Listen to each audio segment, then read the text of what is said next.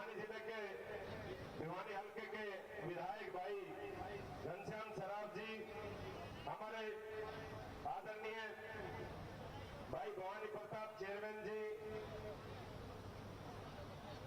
भाई सुरेंद्र पूनिया जी जो हमारे जादरी जिला के अध्यक्ष हैं, श्रीमती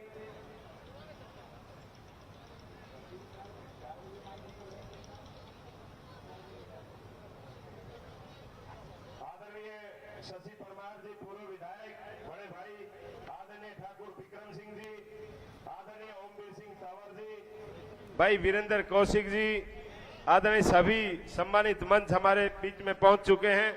और दोबारा से मैं आदरणीय हमारे देश के रक्षा मंत्री जब वो पाकिस्तान की तरफ देखते हैं तो पाकिस्तान डर जाता है, चीन की तरफ देखते हैं तो चीन दब जाता है। ऐसे मजबूत भारत देश के रक्षा मंत्री हमारे मध्य पहुंच चुके हैं। उनका हम भिवानी की इस पावन धरती पर पहुंचने पर बहुत बहुत स्वागत करते हैं।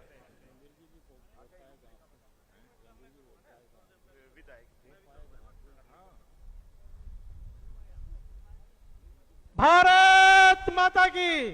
धन्यवाद दीपा जी, जो आपने इन्होंने इतना संक्षिप्त में बताया, व्याख्यान अपना रखा और हमारे बीच में मंच पर उपस्थित हमारे यशस्वी रक्षा मंत्री जी महोदय, आप लोगों के लिए यहाँ पर प्रत्येक विधानसभा और प्रत्येक लोकसभा चुनाव में इतना आपसे स्नेह रखते हैं और आप भी इतना स्नेह रखते हैं, यहाँ पर पहुंचे हैं।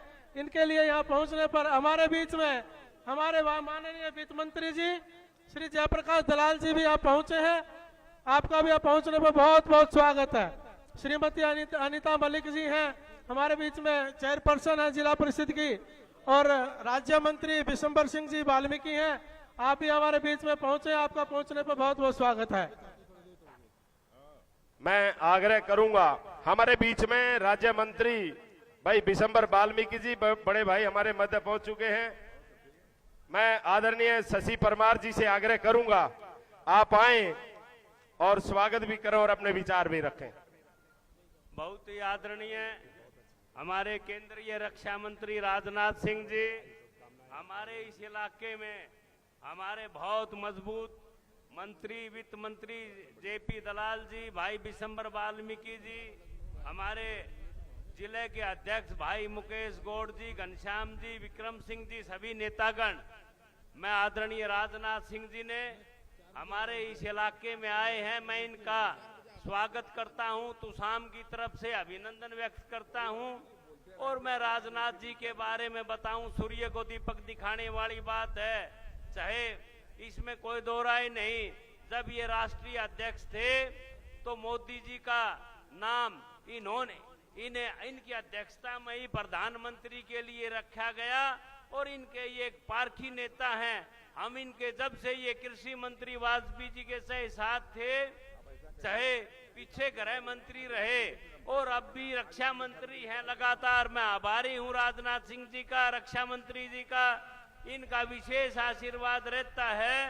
और पीछे भी मेरे तुसाम विधानसभा चुनाव में मैं आभारी हूं जो इनके कैरू में आए और इनके आशीर्वाद से जो मजबूती भारतीय जनता पार्टी को मिली है, इसमें कोई दो राय नहीं। इनका आशीर्वाद हमेशा समाज पे रहा है।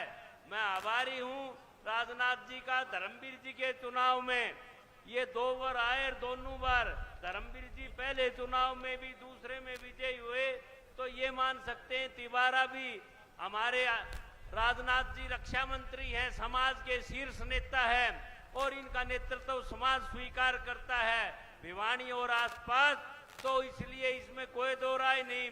भाई धर्मवीर जी अब के बार राजनाथ जी के आने से और ज्यादा वोटों से विजयी होकर मोदी जी की टीम में रहेंगे। मैं आभारी हूं। तुसाम विधानसभा के हमारे सभी ये सरपंच भी आए हुए हैं, इसमें वो भी स्वागत करना चाहते हैं। चाहे बादलवाड़ा से भाई अनिल जी है, बिल्लू पूर्व सरपंच है, गजेंद्र छपार, सुग्रीव जी बापोड़ा से और भानगढ़ से हमारे जिला परिषद के चारों मेंबर, चाहे नरेंद्र चौहान, देवराड़ा, श्वेता, कैरू, भवानी और ये सारी की सारी टीम आई हुई है, तो मैं समाज की तरफ से भी इनका अभिनंदन व्यक्त करता हूं। और भाई ये चाहे भिवानी की सारी सरदारी है, भाई हमारा भवानी प्रधान है, इलाका सारा स्वागत, राजपूत समाज आपके साथ है और इसमें कोई दो राय नहीं। कुछ भ्रांतियां फैलाई जा रही हैं भाई, समाज की ये बात है, लेकिन मैं ये मानता हूं कि चाहे समाज सारा राजनाथ जी के नेतृत्व में है, भ्रांतियां फैलाते हैं जरूर कि भाई ये हो गया तंवर सरदारी, ये होगी और होगी, लेकिन एक तरफा राजपूत समाज राजनाथ जी मोदी जी की मजबूती के लिए आपके मार्गदर्शन में मजबूती से सारा समाज धर्मवीर के साथ, धर्मवीर जी को तिबारा से उनको फिर से तिबारा से सांसद बनाने का काम करेगा। ये समाज की जन भावना धर्मवीर जी के साथ मैं आभारी हूं। राजनाथ जी जब भी आए उन्होंने, धर्मवीर जी हमारे सांसद भी आगे हैं, वो 2 बार MP राजनाथ जी की आशीर्वाद रहा और अब तिबारा भी राजनाथ जी के आशीर्वाद से, धर्मवीर जी तिबारा से, और ये सारा राजपूत समाज और सारा इलाका राजनाथ जी आपके और धर्मवीर जी के साथ खड़ा हुआ है। धन्यवाद। जय हिंद। राम राम।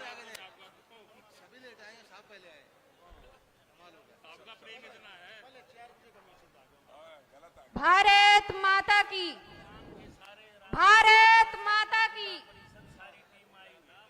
आप सबको पता है कि आज हमारे बीच में केंद्र सरकार में रक्षा मंत्री माननीय श्री राजनाथ सिंह जी आप सबसे भारतीय जनता पार्टी के प्रत्याशी भाई चौधरी धर्मवीर सिंह के पक्ष में मतदान की अपील करने के लिए यहाँ पहुंचे हैं।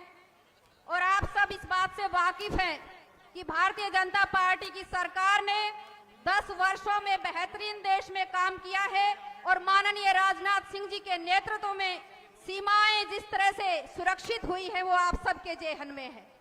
मैं आप सबसे निवेदन करूंगी कि एक बार जोरदार तालियों के साथ माननीय राजनाथ सिंह जी का स्वागत, अभिनंदन करें। और मैं हरियाणा सरकार में वित्त मंत्री भाई JP दलाल जी, हमारे प्रत्याशी चौधरी धर्मवीर सिंह जी, दोनों हमारे विधायक भाई बिशंबर जी, घनश्याम जी से निवेदन करूंगी और साथ में भारतीय जनता पार्टी के जिला अध्यक्ष भाई मुकेश गौड़ जी कि आप सब आए और माननीय रक्षा मंत्री जी का स्वागत भूखे हुए पगड़ी के साथ करें।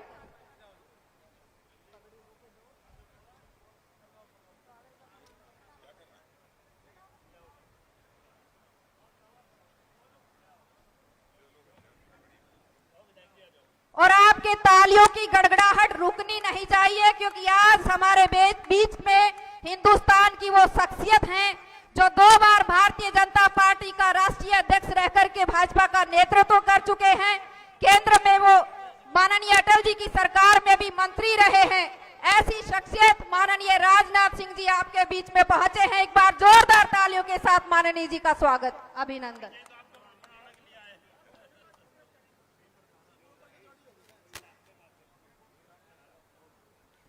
अब मैं भारतीय जनता पार्टी के जिला के अध्यक्ष भाई मुकेश गौड़ जी से उनके अध्यक्षीय उद्बोधन के लिए और स्वागत शब्दों के लिए उनको मंच पर आमंत्रित करती हूं आए और माननीय रक्षा मंत्री श्री राजनाथ सिंह जी का स्वागत और अभिनंदन करें। धन्यवाद बहन मीना परमार जी। बोलो भारत माता की।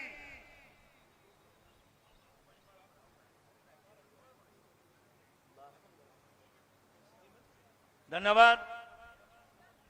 आज हम सब परम आदरणीय भारत देश के रक्षा मंत्री, जिनके नेतृत्व में राष्ट्रीय अध्यक्ष रहते हुए भारतीय जनता पार्टी ने लंबा मुकाम हासिल किया, आपके रक्षा मंत्री बनने के बाद में भारत की सेना, भारत देश की सेना का मनोबल बढ़ा।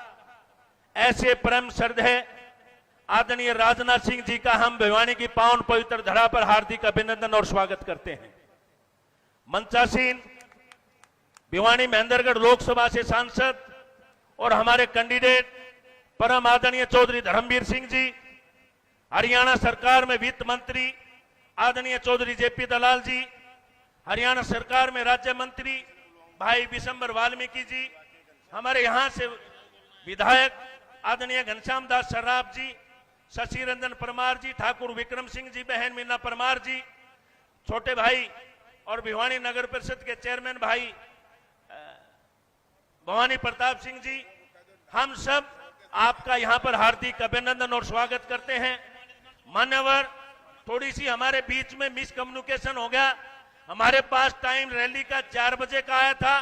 कार्यकर्ताओं में बड़ा जबरदस्त उत्साह और सने आपके प्रति जो सम्मान है वो ये दर्शाता है कि 47 डिग्री टेम्परेचर में भिवानी की जनता आपको सुनने के लिए पिछले 1 घंटे से बैठी है। ये थोड़ा सा मिसकम्युनिकेशन हमारे बीच हो गया, अन्यथा यहाँ पर और भी ज्यादा भीड़ आपको देखने को मिलती। मैं ज्यादा लंबा समय ना लेते हो क्योंकि चुनावी समय है। आज चुनाव से कल प्रचार बंद हो जाएगा, आखिरी दिन है प्रचार से पहले का। आपको और भी जनसभाओं में जाना है। मैं जिला अध्यक्ष होने के नाते तमाम भारतीय जनता पार्टी के कार्यकर्ताओं की तरफ से आपका इस धरा पर हार्दिक अभिनंदन और स्वागत करता हूं। जय हिंद, जय भारत। धन्यवाद गौड़ साहब, आपका बहुत बहुत। मैं आग्रह करूंगा भिवानी के मेयर आदरणीय भवानी प्रताप जी से, वो भी आए और अपने विचार रखें। आने वाले वक्ताओं से मेरा आग्रह है वो मंच पर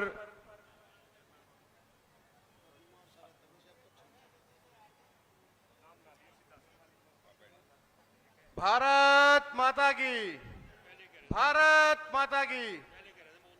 हमारे भारतवर्ष के बहुत ही यशस्वी रक्षा मंत्री आदरणीय राजनाथ सिंह जी, सम्मानित मंच, उपस्थित सभी, इस छोटी काशी की हमारे देवतुल्य पिता तुल्य से बुजुर्गन, देवतुल्य प्रजा, देवतुल्य जनता और देवतुल्य इस सभी भीड़ को मैं बहुत बहुत नमन करता हूं, आपका प्रणाम करता हूं।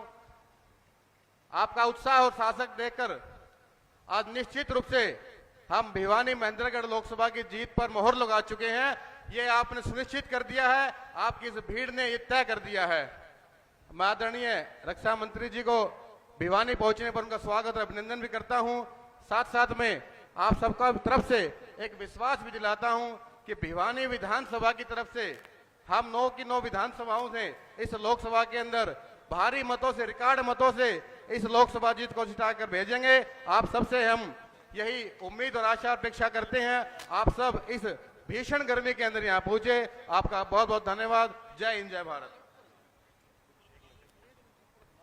मैं आग्रह करूंगा ठाकुर विक्रम सिंह जी से, आप आए और अपने विचार रखें। आने वाले वक्ताओं से मेरा आग्रह है प्लीज आप समय का ध्यान रखें। आदरणीय राजनाथ जी करके और सम्मानित मंच करके चलाएं आप। माननीय श्री राजनाथ सिंह जी, रक्षा मंत्री भारत सरकार, भाई धर्मवीर सिंह जी, जेपी दलाल जी और सम्मानित मंच, आज बहुत ही खुशी की बात है कि माननीय जी यहाँ पर आए हैं। और वैसे तो धर्मवीर जी हम सभी मानते हैं कि जब भी आपके यहाँ पर चरण पड़े हैं जिस भी चुनाव में, और जब भी आप आए हैं तो भिवानी के अंदर जीत हुई है।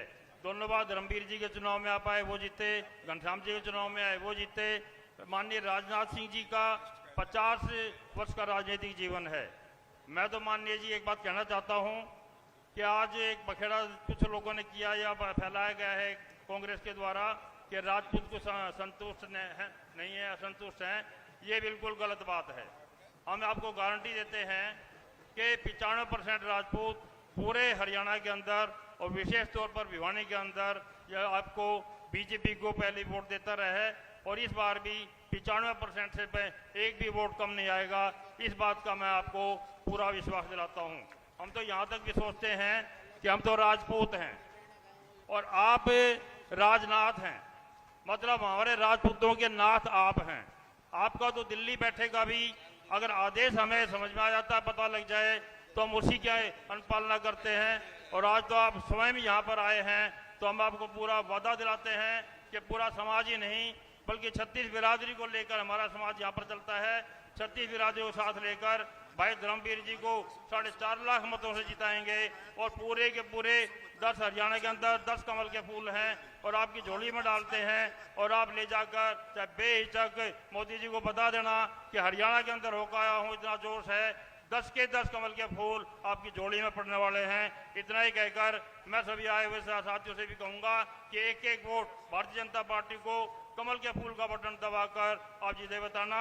बस एक दो लाइन में कहना चाहता हूं कि आज भी जैसे राहुल गांधी बोल रहे हैं कि खत्म हो जाएगा, कॉन्स्टिट्यूशन खत्म हो जाएगा, कॉन्स्टिट्यूशन तो खत्म करने वाले कौन थे? इंदिरा गांधी थी, सोनिया गांधी ये हैं। किस प्रकार से देश में आपातकाल लगाया था, माननीय जी स्वयं भी 24 वर्ष की उम्र में पूरे मिसा में बंद रहे 19 महीने। और माननीय जी मैं एक बात विशेष तौर पर बताना चाहता हूं कि हमारे घर से भी मेरे पिताजी ठाकुर वीर सिंह, मेरे चाचा जी छोटे नरेंद्र सिंह एडवोकेट, मेरे छोटे भाई उसमें 11वीं क्लास में पढ़ते थे ब्रह्मजीत सिंह, और मेरे चाचा जी की बेटी जितेंद्र सिंह। पूरे देश में 4 व्यक्ति हमारे घर से 19 महीने में समय बंद रहे।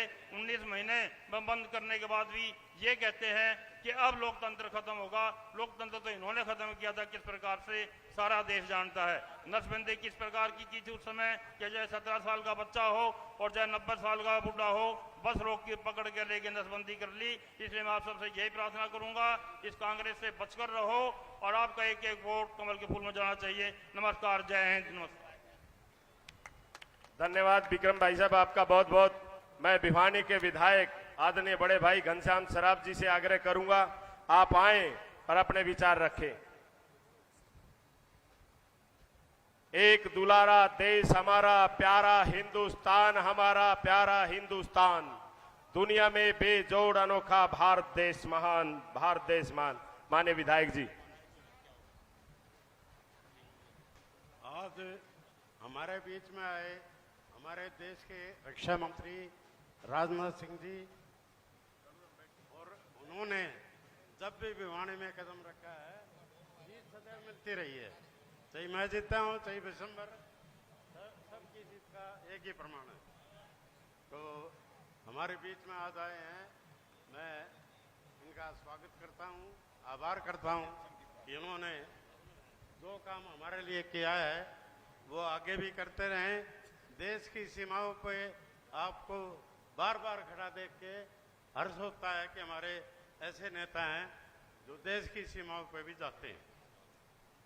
हमारे आज के हमारे कैंडिडेट चौधरी धर्मवीर सिंह जी, लोकसभा के उम्मीदवार, जयप्रकाश दलाल जी कैबिनेट मंत्री, वित्त मंत्री, क्योंकि वित्त की पोजीशन इनके आने से ही सुधरती है। हमारे विशंबर भाई, ये हमारे राज्य मंत्री हैं और काम इनका बहुत एक्सपर्ट के रूप में जाना जाता है। जब से इनको पद मिला है ये बार बार में अपने अन्य प्रदेशों में भी जाके हमारी हवा बढ़ाने का काम करते हैं। ऐसे विशंबर वाल्मीकि जी, हमारे भिवानी के जिला अध्यक्ष मुकेश गौड़ जी, भवानी प्रताप जी, मैडम तोसाम से मलिक जी, अभी हमारी मीना परमार जी, शशि रंजन परमार जी, ये हमारे बीच में बैठे हैं। मैं मंच पे बैठे सभी लोगों का हार्दिक स्वागत करता हूं और धन्यवाद करता हूं कि आपके आने से इस मेले में, जिस प्रकार से मेला होता है, छोटक मेला होता है, उसी प्रकार की 36 शिवरात्रि के भाई बहन यहाँ पे बैठे हैं। उन सब का हार्दिक अभिनंदन करता हूँ, स्वागत करता हूँ। और इस चुनाव में राजनाथ सिंह जी ने आधी विधानसभा मेरी डोर टू डोर करके क्लियर कर दी है और सबसे अधिक मतों से भिवानी से जिताने का काम हम लोग करेंगे। और आपका आशीर्वाद रहेगा तो आगे भी हम बढ़ते चलेंगे। मैं आपके चरणों में वंदन करते हुए अपनी बात समाप्त करता हूं। जय हिंद, जय भारत। धन्यवाद विधायक जी। हमारे बीच में अनीता मलिक जी, जिला परिषद की चेयरमैन, आदरणीय डालू तंवर जी महेंद्रगढ़ से, वो भी हमारे मध्य पहुंचे, आपका बहुत बहुत स्वागत करते हैं। मैं हमारे बीच में राज्य मंत्री बड़े भाई विशंबर वाल्मीकि जी, उनसे आग्रह करूंगा आप आए और अपने विचार रखें। आदरणीय विशंबर वाल्मीकि जी। भारत माता की बयानी वाली आवाज दिखा दो अगर माननीय जी आए हुए हैं। भारत माता की, भारत माता की। बहुत बहुत धन्यवाद। आज इस छोटी काशी नगरी भिवानी में पहुंचे हिंदुस्तान की एक ऐसी शख्सियत जिनका पूरे विश्व में एक प्रकार से अलग से अपनी पहचान है, और आज हमारे बीच में यहां आए हैं भारत सरकार में रक्षा मंत्री श्रीमान राजनाथ सिंह जी, और मंच पर उपस्थित भिवानी से सांसद चौधरी धर्मवीर सिंह जी, जो लोकसभा भिवानी से प्रत्याशी भी हैं, और हमारे बीच में मंच पर उपस्थित सरकार में वित्त मंत्री जेपी दलाल जी, और मेरे बड़े भाई भिवानी से 3 बार विधायक रहे घनश्याम सर्राफ जी, भिवानी जिला के बहुत ही जुझारू कर्मठ जिला अध्यक्ष भाई मुकेश गौड़ जी, सम्मानित मंच, मेरे सामने बैठी देवतुल्य जनता, मातृशक्ति, बुजुर्गों, नौजवान साथियों, सलाहकार, पत्रकार मित्रों, सबसे पहले तो मैं यहां भारत सरकार में रक्षा मंत्री हैं श्रीमान राजनाथ सिंह जी का यहां पहुंचने पर बहुत बहुत स्वागत करता हूं, अभिनंदन करता हूं, वंदन करता हूं। और मैं ज्यादा समय नहीं लूंगा, मैं 1-2 बात कह करके अपनी वाणी को विराम दूंगा। मैं बताना चाहूंगा माननीय जी को, क्योंकि जब जब माननीय जी यहाँ भिवानी में और इसी स्थान पर आए हैं तो ये भिवानी महेंद्रगढ़ लोकसभा की सीट भारतीय जनता पार्टी की झोली में गई है, और ये मेरे सामने बैठी देवतुल्य जनता इस बात की गवाही भी दे रही है कि फिर से यहां से चौधरी धर्मवीर सिंह जी जीतने वाले हैं, और केंद्र में तीसरी बार श्रीमान नरेंद्र मोदी जी प्रधानमंत्री बनने वाले हैं, आप लोगों की गारंटी मुझे बता रही है। माननीय जी, आपने और भी आगे जाना है, मैं 1-2 नारा लगा करके जनता से अपील करूंगा, अब की बार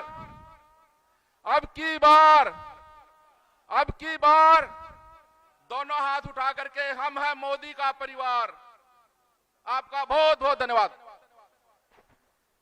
धन्यवाद विशंबर जी। मैं अब हमारे हरियाणा सरकार में वित्त मंत्री आदरणीय बड़े भाई श्री जेपी दलाल जी से आग्रह करूंगा, वो उस वर्ग के साथ बहुत ज्यादा जुड़े हुए हैं जो धरती माता का सीना पाड़ करके अन्न पैदा करने का काम करता है, और आपकी जितनी प्रशंसा करूं मैं उतनी कम है। आदरणीय बड़े भाई जेपी दलाल जी। इस वीरों को भूमि में सैनिकों की तरफ से, सैनिक परिवार की तरफ से मैं हमारे देश के रक्षा मंत्री आदरणीय राजनाथ सिंह जी का स्वागत करता हूं, धन्यवाद करता हूं कि वो हमारे सांसद भाई धर्मवीर जी के चुनाव के लिए आशीर्वाद देने आए। और ये मैं राजनाथ सिंह जी को बताना चाहता हूं कि धर्मवीर जी तीसरी बार लोकसभा का चुनाव जीत रहे हैं, और आपके यहाँ पहुंचने से ये जीत लाखों में होने जा रही है, ऐसा आपने आशीर्वाद दिया है। ये वीरों की भूमि है, सैनिकों की भूमि है। राजनाथ सिंह जी, सारे लोग जानते हैं कि 2014 से पहले कश्मीर के अंदर वर्दी में हमारे सैनिक होते थे, उसको पत्थर मारे जाते थे, बॉर्डर पर लगातार फायरिंग होती थी, और जब से राजनाथ सिंह जी से वो बने हैं रक्षा मंत्री, पाकिस्तान की गोलियां समाप्त हो गई हैं, पाकिस्तान के पास नुक्स नहीं है, और वो भिखमंगिया बना दिया गया है। मैं तो एक ही चीज कहता हूं कि आप रक्षा मंत्री के तौर पर जो इस सैनिकों की मांग है, जो देश की मांग है, पाकिस्तान वाले कश्मीर को भारत में मिलाएंगे, ऐसा यहाँ के लोग आपसे अपेक्षा रखते हैं, ऐसा भारत के लोग, काशी के लोग, हरियाणा के लोग आपसे अपेक्षा रखते हैं। मैं इतना ही कहना चाहता हूं कि जब जब आपने यहाँ आशीर्वाद दिया, यहाँ के वीर लोगों ने, यहाँ के मतदाताओं ने हमेशा आपकी बात को माना है, और मुझे पूरा भरोसा है इस बार भी यहाँ के लोग आपके आशीर्वाद से भाई धर्मवीर को तीसरी बार लोकसभा में भेजेंगे, भारी बहुमत से जिताएंगे। इतनी बात कहकर के मैं आपका धन्यवाद करता हूं, स्वागत करता हूं। धन्यवाद।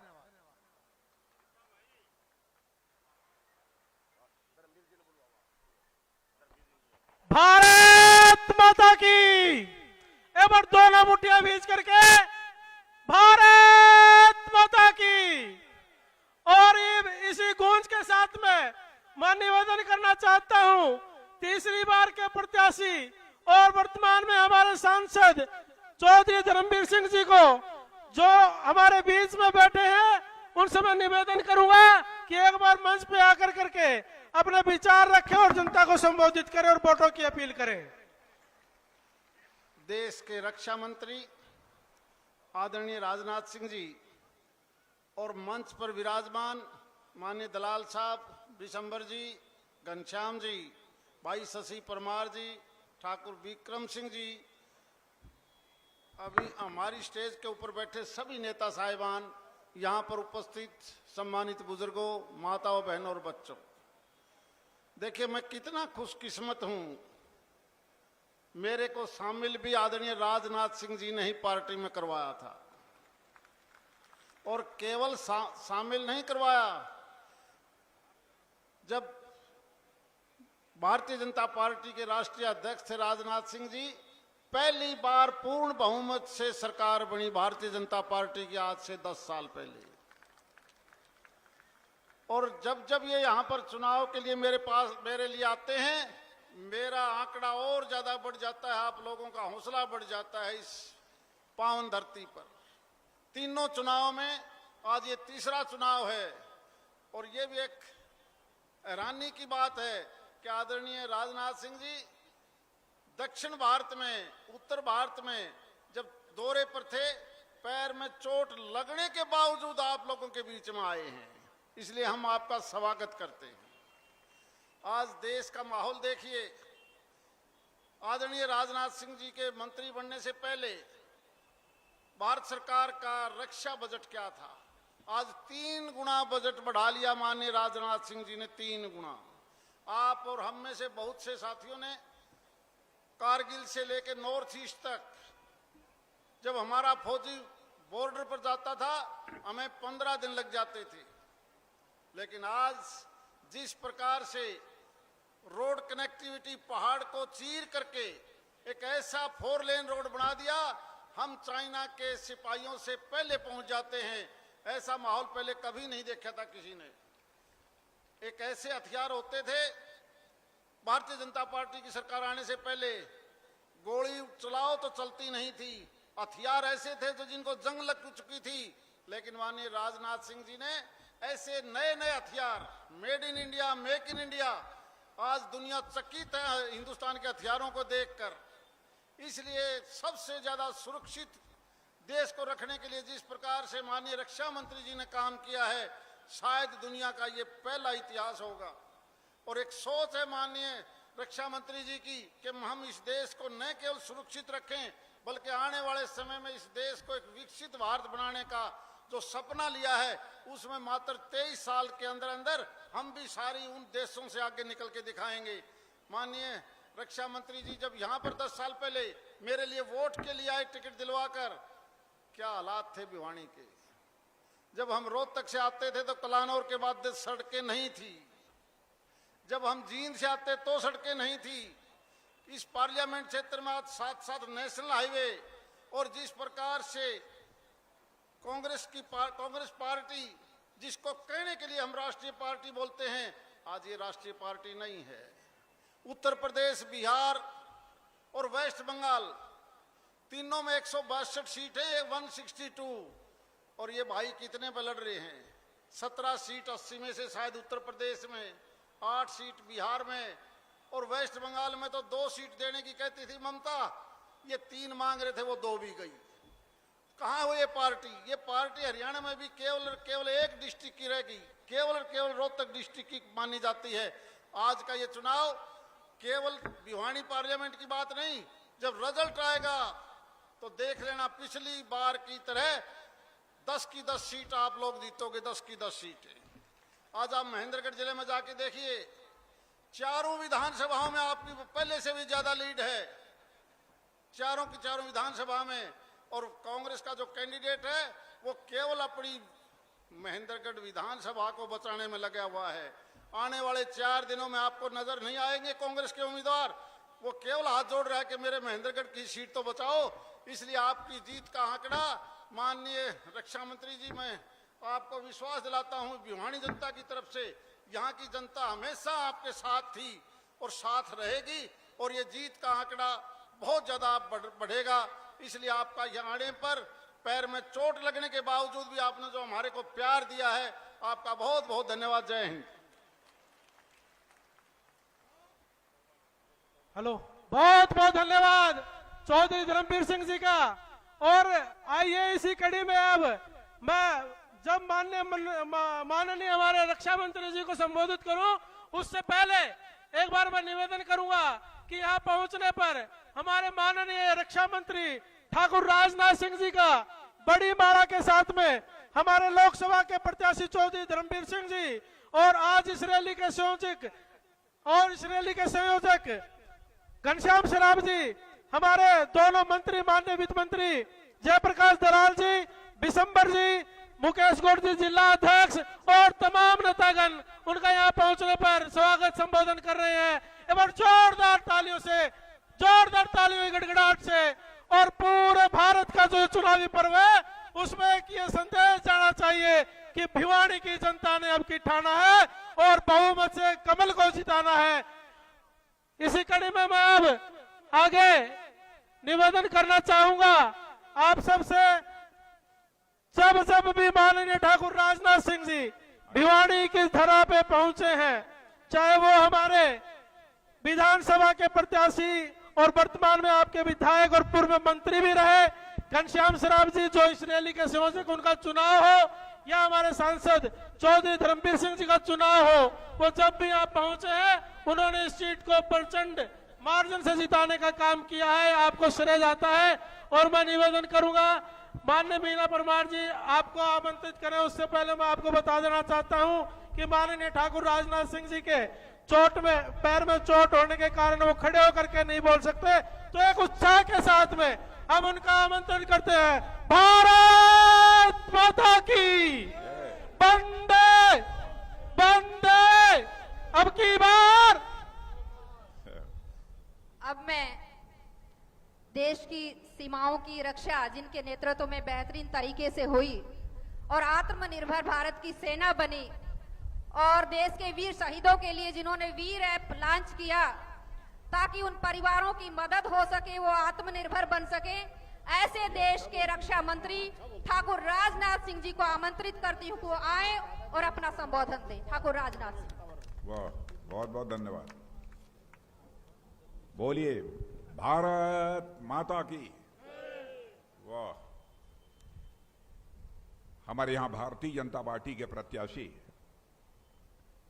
श्रीमान धर्मवीर सिंह जी, वित्त मंत्री हरियाणा श्री जयप्रकाश जी दलाल, मंत्री हरियाणा सरकार श्री बिशंबर सिंह जी, श्री घनश्याम शर्राफ जी विधायक, श्री शंकर धूपड़ जी लोकसभा संयोजक, श्री मुकेश जी गौड़ जिलाध्यक्ष भिवानी, श्रीमती किरण कलकल जिलाध्यक्ष चरखी दादरी, श्री भवानी प्रताप सिंह पूर्व अध्यक्ष नगर परिषद भिवानी, श्री शशि परमार पूर्व विधायक, ठाकुर विक्रम सिंह भिवानी, ठाकुर अजीत सिंह तंवर एडवोकेट, ठाकुर अजीत सिंह डीजीएम, श्रीमती मीना परमार, श्रीमती बबीता तंवर, श्री आमवीर तंवर, श्री संजय तंवर, प्रधान सरपंच एसोसिएशन श्री अशोक कनौजिया हर्षवर्धन, जिला महामंत्री श्री शिव कुमार पाराशर, और इस मंच का संचालन कर रहे चंद्रपाल चौहान और पारस डालमिया। इस सभा में मौजूद मेरे सभी सम्मानित बहनों एवं भाइयों, आप सबसे मैं क्षमा चाहता हूं कि खड़े होकर देर तक इस समय मैं नहीं बोल सकता, क्योंकि डॉक्टर्स ने सलाह दी है कि कम से कम 1 सप्ताह आराम करिए तभी पैर ठीक होगा। मैंने कहा इस समय आराम कहां हो पाएगा, तो मैंने सोचा है कि जब चुनाव समाप्त होगा तभी मैं 4-6 दिन आराम करूंगा, नहीं तो बराबर जनता के साथ संवाद स्थापित करता रहूं। बहनों भाइयों, आप लोगों ने बहुत गर्मजोशी से स्वागत किया है। आपने फूलों की हार पहनाकर मेरा स्वागत किया है, आपने तालियां बजाकर मेरा स्वागत किया है। और मैं मानता हूं कि भारत की परंपरा है और शिष्टाचार का तकाजा है, स्वागत सलाम दुआ कभी एक तरफा नहीं होना चाहिए। इसलिए मैं भी अपनी तरफ से शीश झुकाकर आप सभी बहनों भाइयों का हार्दिक अभिनंदन करता हूं, आप सभी का मैं स्वागत करता हूं। आज यदि मैं आया हूं तो केवल भारतीय जनता पार्टी के प्रत्याशी धर्मवीर जी के लिए वोट मांगने नहीं आया। आज यदि मैं आया हूं तो अपने छोटे भाई के लिए वोट मांगने आया। बहनों भाइयों, धर्मवीर जी का हमारा बहुत ही पुराना रिश्ता, जीवंत रिश्ता है। भारत की संसद में भी जब हम लोग मिलते हैं एक दूसरे से, लगता है कि हमारा कोई मिल रहा है।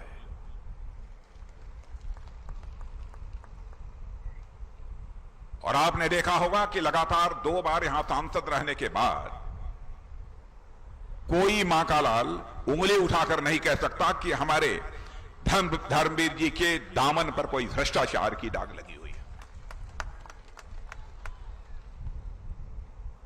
क्या ऐसा व्यक्ति चुनकर भारत की संसद में नहीं पहुंचना चाहिए? और इसलिए भी पहुंचना चाहिए कि हमारे प्रधानमंत्री ने फैसला किया है, बीजेपी नेतृत्व की एनडीए को 400 से अधिक सीटों पर विजय प्राप्त करनी है। बहनों भाइयों, भारत ही नहीं सारी दुनिया ने यह मान लिया है, तीसरी बार भी भारत में सरकार यदि किसी की बनने जा रही है तो मोदी जी के नेतृत्व की भारतीय जनता पार्टी की सरकार बनने जा रही है। सारी दुनिया में भारत का कद बढ़ा है मेरे बहनों भाई। पहले भी मैं विदेशों में जाता रहा हूं, यहां के रहने वाले लोग भी बड़ी संख्या में विदेशों में हैं। पहले हम लोग विदेशों में जाते थे, अंतर्राष्ट्रीय मंचों पर हम विचार व्यक्त करते थे तो हमारी बातों को जिस गंभीरता पूर्वक सुना जाना चाहिए, दुनिया वाले नहीं सुनते थे। कहते थे भारत तो यह कमजोर भारत है, भारत तो यह गरीबों का भारत है। लेकिन आज आपको जानकर खुशी होगी, और जो आपके यहां के लोग विदेशों में होंगे वह भी आपको बतलाते होंगे कि आज यदि अंतर्राष्ट्रीय मंचों पर भारत कुछ बोलता है तो सारी दुनिया कान खोलकर सुनती है भारत बोल क्या रहा है। मेरे बहनों भाइयों, यह भारत की हैसियत बनी है। भारत के बारे में यह धारणा थी, भारत तो गरीबों का देश है, भारत एक कमजोर देश है। 75 वर्षों के आजादी का काल गुजर गया, लंबे समय तक यहां पर हुकूमत किसी एक राजनीतिक पार्टी ने की है तो कांग्रेस ने किया। 52 वर्षों तक अखंड हुकूमत कांग्रेस ने की है। पंडित जवाहरलाल नेहरू, उन्होंने भी कहा था कि मैं भारत की गरीबी को दूर करना चाहता हूं। श्रीमती इंदिरा गांधी ने कहा मैं भी गरीबी दूर करूंगी। राजीव गांधी जी भी कहते रहे मैं भी गरीबी दूर करूंगा। डॉक्टर मनमोहन सिंह जी भी कहते रहे मैं भी गरीबी दूर करूंगा। बहनों भाइयों, भारत की गरीबी दूर नहीं हो पाई, समाप्त होने की बात तो अलग। लेकिन आज मैं दावे के साथ कह सकता हूं, मैं ही नहीं कह रहा हूं, भारत की मानी जानी एजेंसियां, वित्तीय एजेंसियां, नीति आयोग और अंतर्राष्ट्रीय फाइनेंशियल फर्म्स इस बात का दावा कर रही हैं कि भारत के प्रधानमंत्री मोदी जी के नेतृत्व में सरकार ने करिश्मा किया है। 8 वर्षों के अंदर हम लोगों ने 25 करोड़ लोगों को गरीबी रेखा से बाहर करने में कामयाबी हासिल की। और आज मैं यकीन दिलाना चाहता हूं मेरे बहनों भाइयों, ऐसे ही यदि हमको सरकार चलाने का मौका मिल गया, 15 वर्षों के अंदर भारत में गरीब नाम का कोई व्यक्ति शेष नहीं बचेगा। छोटी छोटी बातों की किस हद तक हमारी गवर्नमेंट ने चिंता की है। कोई कच्चे मकान में नहीं रहना चाहिए। पहली बार आजाद भारत के इतिहास में पक्के मकान, जिनके पास कच्चे थे पक्के मकान मुहैया कराए। कहा कि जिन घरों में नल के माध्यम से जल नहीं पहुंचता है वहां पर नल लगना चाहिए और नल से उसके घर में जल पहुंचना चाहिए। बहुत सारे देश में ऐसी माताओं बहनों को देखा है घर में पानी नहीं आता है। राजस्थान की हालत जाकर देखिए, दूर दराज जाकर घड़े पर घड़ा पानी का भरकर अपने घर वापस लौटती हैं, अपने घर की पानी की आवश्यकताओं को पूरा करती हैं। यह दर्द किसी भी प्रधानमंत्री के मन के अंदर पैदा नहीं हुआ। यह दर्द का एहसास यदि पहली बार किसी ने किया है तो हमारे प्रधानमंत्री ने किया है और यह फैसला किया है भारत में एक घर शेष नहीं बचने पाएगा जहां की नल के माध्यम से जल न पहुंच जाए। बहनों भाइयों, कोई छोटी उपलब्धि नहीं है, बहुत सारी योजनाएं हैं।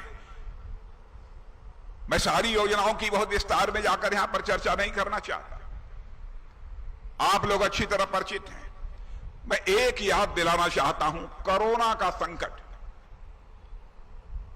इस 21वीं सदी का सबसे बड़ा संकट कोरोना का संकट था।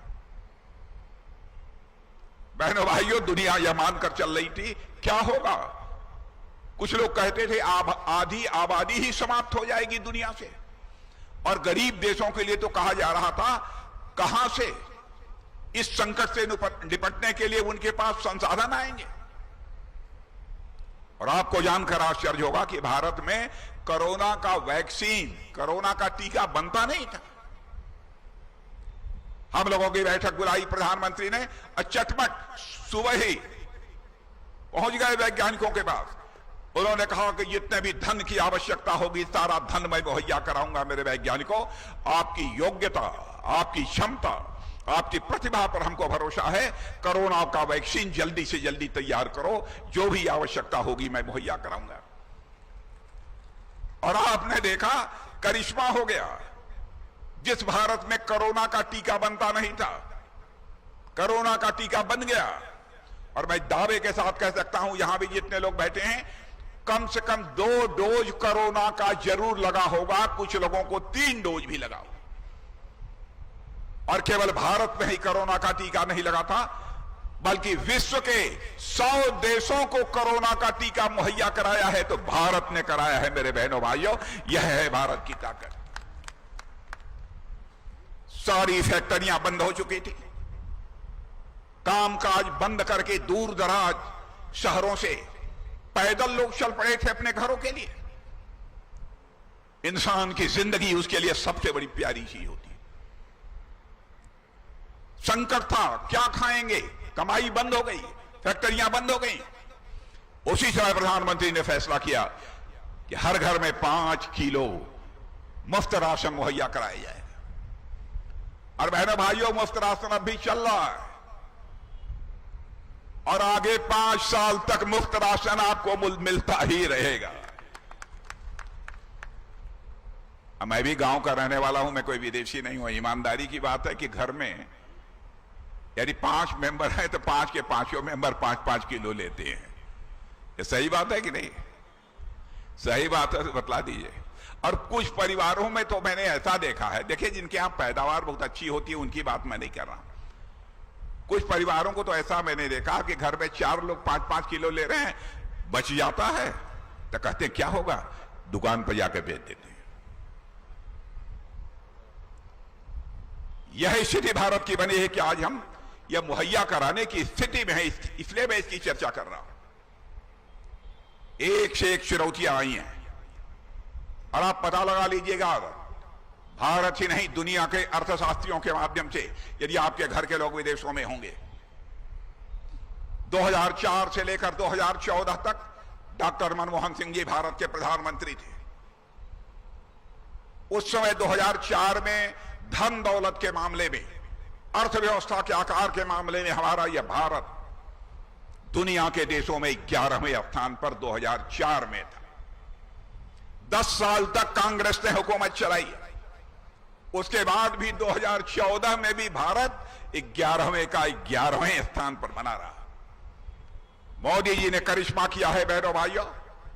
8 वर्षों के अंदर ही हमारा यह भारत धन दौलत के मामले में दुनिया के देशों में जो 11वें स्थान पर खड़ा था, वह जंप लेकर आज 5वें स्थान पर पहुंच गया है। सारी दुनिया यह मानती है, सारी दुनिया यह मानती है कि भारत आज जितनी तेजी से आगे बढ़ रहा है और सर्वाधिक तेजी से आगे बढ़ने वाली अर्थव्यवस्था दुनिया किसी देश की है तो हमारे और आपके देश भारत की है। 2027 प्रारंभ होते होते भारत अर्थव्यवस्था यानी धन दौलत के मामले में दुनिया के 3 देशों में आकर खड़ा हो जाएगा। एक अमेरिका होगा, दूसरा चीन होगा और उसके बाद कोई देश होगा बहनों भाइयों तो हमारा भारत। भारत केवल धन दौलत के मामले में तीसरे स्थान पर चला जाए, इतने में हमारी संतुष्टि नहीं है। धन दौलत के मामले में तो विश्व का सबसे अग्रणी देश हम भारत को बनाना चाहते हैं। लेकिन असत्य नहीं बोलूंगा, इसमें समय लगेगा। 2047 तक हमारा भारत विकसित भारत बन जाएगा, लेकिन दुनिया की सबसे बड़ी अर्थव्यवस्था, दुनिया का सबसे धनवान देश बनने में ऐसे ही यदि भारत आगे बढ़ता रहा 2070 तक भारत की अर्थव्यवस्था दुनिया की सबसे बड़ी अर्थव्यवस्था हो जाएगी। हमसे यदि रक्षा मंत्री होने के नाते कोई पूछे आप भारत को बनाना क्या चाहते हैं, मैं यह कहूंगा कि मैं तो भारत को विश्व की महाशक्ति बनाना चाहते हैं। लोग ये कहेंगे भारत को आप विश्व की महाशक्ति बनाना चाहते हैं, इसका मतलब क्या आप दुनिया के दूसरे देशों पर कब्जा करना चाहते हैं? क्या आप सारी दुनिया पर कब्जा करना चाहते हैं? क्या आप सारी दुनिया पर हुकूमत करना चाहते हैं? बहनों भाइयों, हम विश्व की महाशक्ति बनना चाहते हैं।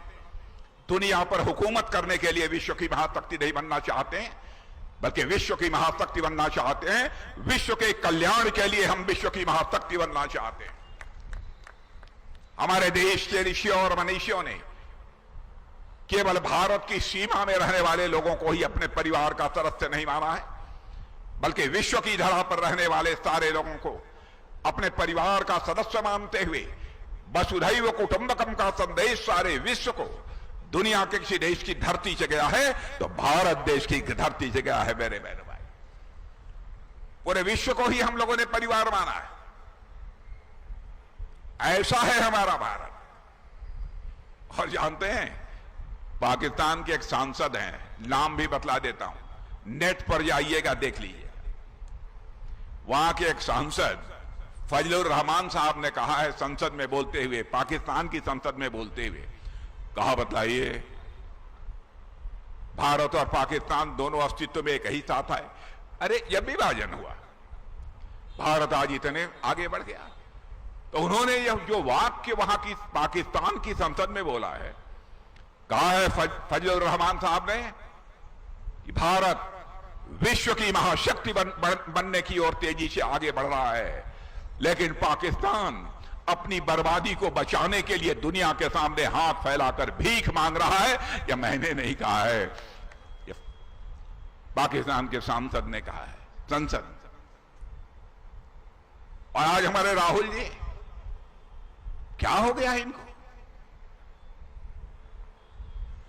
बहनों भाइयों, पाकिस्तान के एक पूर्व मंत्री फवाद हुसैन ने कहा उरी और पुलवामा का जो घटना हुई थी, आतंकवादी घटना, वह पाकिस्तान सरकार ने कराया।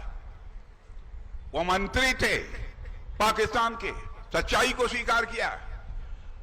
और जिस व्यक्ति ने यह कहा है, उसने कहा है, राहुल गांधी की तारीफ की है। अंग्रेजी में उन्होंने कहा राहुल ऑन फायर, माने राहुल की प्रशंसा पाकिस्तान में हो रही है। बहनों भाइयों, यदि राहुल गांधी की जगह में होता, पाकिस्तान यदि ऐसा कुछ बोलता कि पाकिस्तान की सरकार ने भारत में आतंकवादियों को भेजा था और हमारी तारीफ करता, तो बहनों भाइयों ऐसी तारीफ को मैं ठोकर मार देता, उसको मैं नकार देता। राष्ट्रीय स्वाभिमान की भावना मनुष्य के हृदय की सबसे बलवती भावना होती।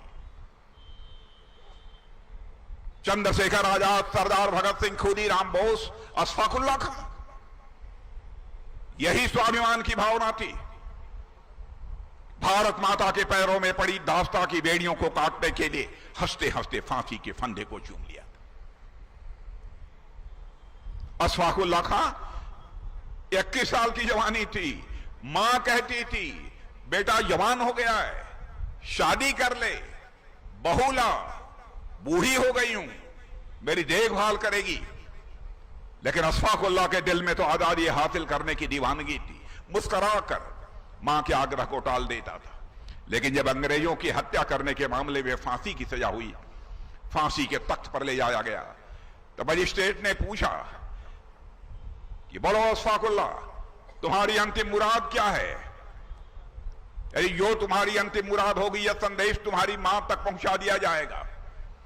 बहादुर राष्ट्रीय स्वाभिमान के धनी उस समय उन्होंने कहा था अशफाकुल्ला खां ने, ऐ मजिस्ट्रेट, जाकर मेरी मां तक यह संदेश पहुंचा दे, तुम्हारा बेटा तुम्हारी मुराद पूरी करने जा रहा है। मजिस्ट्रेट ने पूछा तुम्हारी मां की मुराद क्या थी? तो उसने बताया मेरी मां की मुराद थी कि अशफाकुल्ला शादी कर ले। कहे कहां है वह लड़की जिसके साथ तुम शादी करने जा रहे हो? कहे मजिस्ट्रेट, क्या तुझे दिखाई नहीं देता है? मेरी आंखों के सामने जो यह फांसी का फंदा है, यही वह हमारी महबूबा है जिसे आज मैं अपने गले से लगाने जा रहा हूं, जिसके साथ मैं शादी रचाने जा रहा हूं। इसी स्वाभिमान की भावना से चंद्रशेखर आजाद, सरदार भगत सिंह, खुदीराम बोस, तब जाकर भारत आजाद हुआ। और हमारे राहुल गांधी को लगता है कि स्वाभिमान नाम की चीज ही नहीं बची है। पाकिस्तान उनकी तारीफ कर रहा है, पाकिस्तान आतंकवादी भेजता है और वहां से तारीफ हो रही है। उरी और पुलवामा में पाकिस्तान से आकर आतंकवादियों ने रात को सोए हुए हमारे जवानों पर हमला किया। यहां पर बहुत सारे हमारे सेना के जवान हैं, बहादुर लोग हैं, आज भी पूर्व सैनिक भाई भी हैं हमारे। और भारत की सीमाओं की सुरक्षा भी अपने शौर्य और पराक्रम से वह कर रहे हैं। पूछ लेना आप। लेकिन उसके बाद फैसला किया हमारी सरकार ने, जो कुछ भी हुआ आपको जानकारी है। संदेश सारे विश्व को चला गया कि भारत अब कमजोर भारत नहीं है, भारत अब ताकतवर भारत बन गया है। जरूरत पड़ी तो हम सीमा के इस पार भी मार सकते हैं, जरूरत पड़ी तो सीमा के उस पार भी जाकर मार सकते हैं। यह भारत के पास ताकत करके हम लोगों ने दिखाया है। मेरे बहनों भाई, पूर्व सैनिकों का जहां तक सवाल है, ये कितना धोखा दिया है इन्होंने हमारे पूर्व सैनिकों। बराबर 40 साल से या 35 साल से इन लोगों की मांग थी 1 रैंक 1 पेंशन लागू किया जाना चाहिए। ये करते क्या थे, कुछ वर्षों से बजट में 500 रुपए का प्रोविजन कर देते थे और कहते थे OROP हम लागू करेंगे। बताइए, पहली बार OROP किसी सरकार ने लागू किया है बहनों भाइयों, तो हम लोगों की सरकार ने लागू किया। यह हमने अपने सैनिकों के ऊपर एहसान नहीं किया, यह मानते हैं हमारा फर्ज था, उस फर्ज को हमने पूरा किया। अजीबोगरीब हालात इन लोगों ने पैदा कर दिए। एक पार्टी है आम आदमी पार्टी, नाम सुना है आम आदमी पार्टी का कि नहीं आप लोगों ने? यहां पर भी एक सीट पर चुनाव लड़ रहे हैं। बहनों भाइयों, जिस समय कांग्रेस के भ्रष्टाचार के खिलाफ आंदोलन चल रहा था अन्ना हजारे जी के नेतृत्व में, तो उस समय अन्ना हजारे ने कहा था, अरे बेटा केजरीवाल ध्यान रखना, अब हमारे आंदोलन को कामयाबी मिल गई है, कोई राजनीतिक पार्टी मत बचाना, नहीं तो हमारे आंदोलन की पवित्रता समाप्त हो जाएगी, उस पर प्रश्न चिन्ह लग जाएगा। अन्ना हजारे की भी बात नहीं मानी इन्होंने, अपने गुरु की बात नहीं मानी और एक नई राजनीतिक पार्टी बना ली। और जब पार्टी बना ली तो दिल्ली की जनता को यह आश्वासन देते थे, भरोसा रखना हमारी सरकार बन जाएगी, मुख्यमंत्री यदि मैं बनूंगा तो कभी भी सरकारी बंगले में नहीं रहूंगा। और बहनों भाइयों, ऐसा शीश महल बनवाया है कि मैं समझता हूं कि उत्तर प्रदेश के मुख्यमंत्री के पास भी वैसा मुख्यमंत्री आवास नहीं होगा जो इनके पास है। बराबर जनता की आंखों में धूल झोंक कर इन लोगों ने राजनीति की है। और उसी शीश महल में, मुख्यमंत्री आवास में दिल्ली में,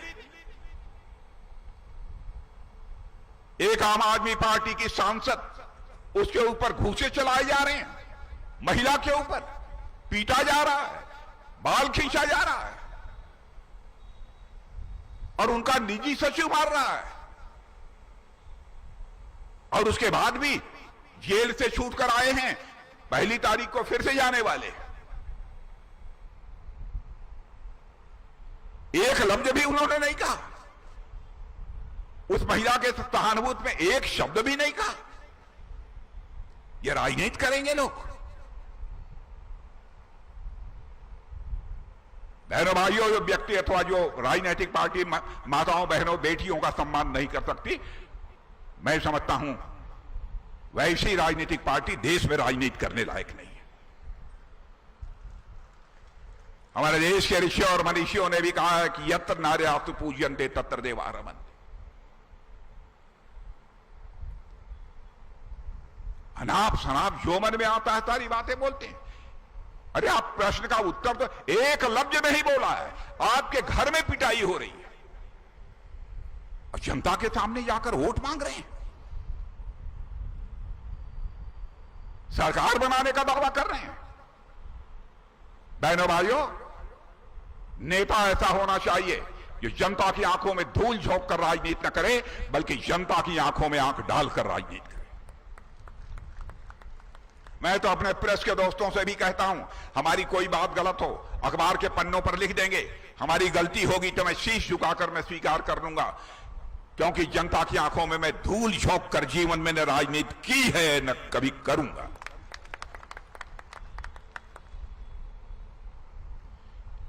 ये लोग कहां देश को ले जाना चाहते हैं? माने आप आम आदमी पार्टी ने कांग्रेस के भ्रष्टाचार के खिलाफ आंदोलन किया, आज उसी के साथ गठबंधन कर लिया।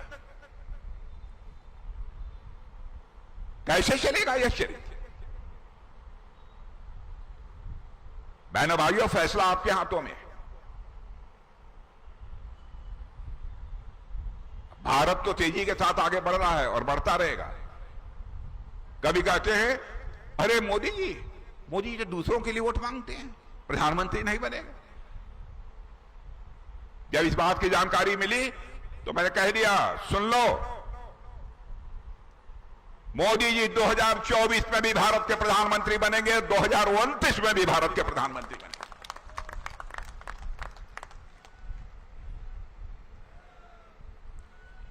झूठ बोलते हैं मेरे बहनों भाइयों, कहते आएंगे ओबीसी का और साथ ही साथ अनुसूचित वर्ग का आरक्षण समाप्त कर देंगे। कैसे समाप्त कर देंगे?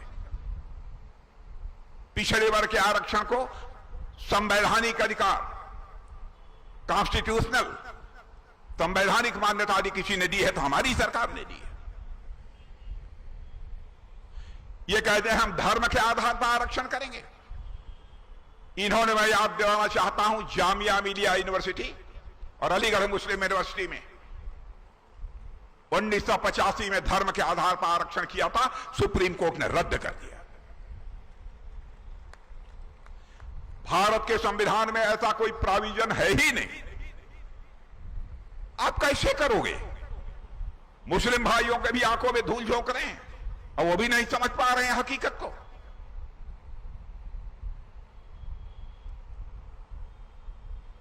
अजीबोगरीब हालात इन लोगों ने पैदा कर रखी है।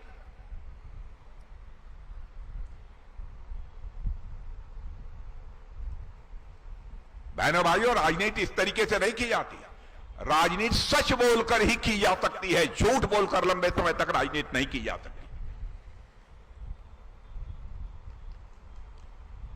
यह कहते हैं क्या यदि मोदी को 400 से ज्यादा सीट मिल गई तो भारत में लोकतंत्र का गला घोंट देंगे। अरे कांग्रेस के दोस्तों, इमरजेंसी 75 की हम भूल नहीं सकते। इंदिरा जी चुनाव हार गई थी, पिटीशन भी हाई कोर्ट में हार गई। लोकतंत्र का इतना सम्मान उन्होंने नहीं किया, बल्कि इमरजेंसी सारे देश पे लगा दी। लाखों लाख की संख्या में नेताओं को उठाकर जेल के शिक्षकों के पीछे डाल दिया। बहनों भाइयों, हमारी उम्र भी 24 साल की थी। मैं 2.5 महीने तन्हाई में रहा हूं, सॉलिटरी सेल में रहा हूं, तन्हाई में रहा 24 साल की उम्र में। और उसके बाद उठाकर सेंट्रल जेल में ट्रांसफर कर दिया गया था। 16 महीने वहां रहा। ये लोग जुल्म और अत्याचार की बात करते हैं। लोकतंत्र का गला इन लोगों ने घोटा है। कहते हैं संविधान बदल देंगे। संविधान निर्माताओं ने यह कहा था, संविधान में छोटा मोटा संशोधन करना हो तो आप संशोधन कर सकते हो जो जनता के हित में हो, लेकिन ध्यान रखना, संविधान की जो आत्मा होती है, प्रियम्बल जिसे प्रस्तावना कहते हैं, उसमें किसी भी सूरत में संशोधन नहीं होना चाहिए। यह संविधान निर्माताओं की उत्कट इच्छा थी, सर्वसम्मत यह फैसला था। लेकिन श्रीमती इंदिरा गांधी ने लोकतंत्र का गला घोटकर, बहनों भाइयों, भारत के संविधान की प्रस्तावना को भी बदल दिया, प्रियम्बल को ही बदल दिया। ये कहते हैं कि मोदी जी आएंगे तो तानाशाही भारत में आ जाएगी। क्या क्या जुल्म इन लोगों ने नहीं किया। बहनों भाइयों, ज्यादा कुछ नहीं कहना है। देश इस समय आगे बढ़ रहा है। थोड़ा सा बस केवल आप अपनी कानी उंगली लगा दीजिए, भारत विश्व का सबसे धनवान देश बनकर रहेगा। भारत विश्व का सबसे ताकतवर देश बनकर रहेगा। मैं तो कहता हूं कि इसमें प्रत्याशी मत देखो, आप यह देखो केंद्र में सरकार जो 10 वर्षों से काम कर रही है, फिर से वह सरकार कैसे आएगी। हमारे अंदर होगा, धर्मवीर भाई के अंदर होगा, कुछ न कुछ हो सकता है हमारी तरफ से गलती हो गई, लेकिन उसके लिए देश को सजा नहीं दी जानी चाहिए। मेरे बहनों भाई, देश को सजा नहीं दी जानी चाहिए। इसलिए मैं आप लोगों से अपील करने आया हूं, इस बार को जमकर वोट दीजिए। जमकर वोट मत दीजिए, देना है या झूम कर वोट दीजिए। पूरे परिवार सहित वोट दीजिए। और एक बात हम लोग बहुत पहले कहते थे, मैं आपको याद दिलाना चाहता हूं। हम लोग कहते थे, भैया समझ लो, देश में लक्ष्मी जी तभी आएंगी जब भारतीय जनता पार्टी जीते। तो कोई हम लोगों की बात मानता ही नहीं था। कांग्रेस के लोग कहते थे या भाजपा वाले झूठ बोलते हैं। हम लोगों ने बहुत सोच समझकर अपना चुनाव चिन्ह कमल का फूल रखा। सोच विचार कराकर, क्योंकि हम लोग जानते थे लक्ष्मी जी जब भी आती हैं, आपने कहीं देखा होगा लक्ष्मी जी का चिन्ह, तो लक्ष्मी जी को कभी हाथ हिलाते हुए नहीं देखा होगा। लक्ष्मी जी को कहीं झाड़ू लगाते हुए नहीं देखा होगा कि झाड़ू लगाते हुए किसी घर में प्रवेश कर रहे हैं। लक्ष्मी जी को हाथी पर भी बैठ के आते नहीं देखा होगा आपने। बहनों भाइयों, लक्ष्मी जी घर में आती हैं, कमल के फूल पर ही बैठकर लक्ष्मी जी आती हैं, बैठकर भी आती हैं और हाथ में कमल का फूल भी लेकर आती हैं।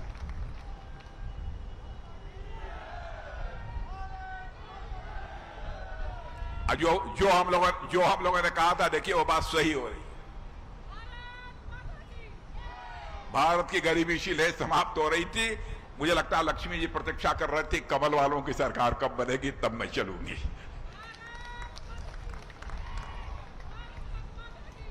बहनों भाई, सारा रिकॉर्ड इस बार तोड़ दीजिए हमारे धर्मवीर जी के लिए। टूट जाएगा। पिछली बार कितने जीते थे? 4,44,000। इस बार 5.5 मार दीजिए ना, मार दीजिए 5.5। अरे इतने वोट से तो मैं नहीं जीता था जितने वोट से जीते। कितने % पोल हुआ था? हैं?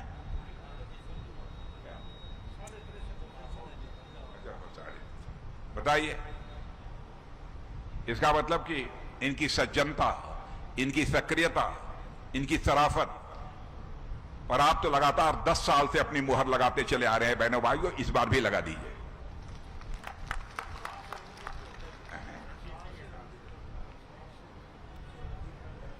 अच्छा, कहां रणजीत हैं? हिसाब से रणजीत सिंह लड़ते हैं।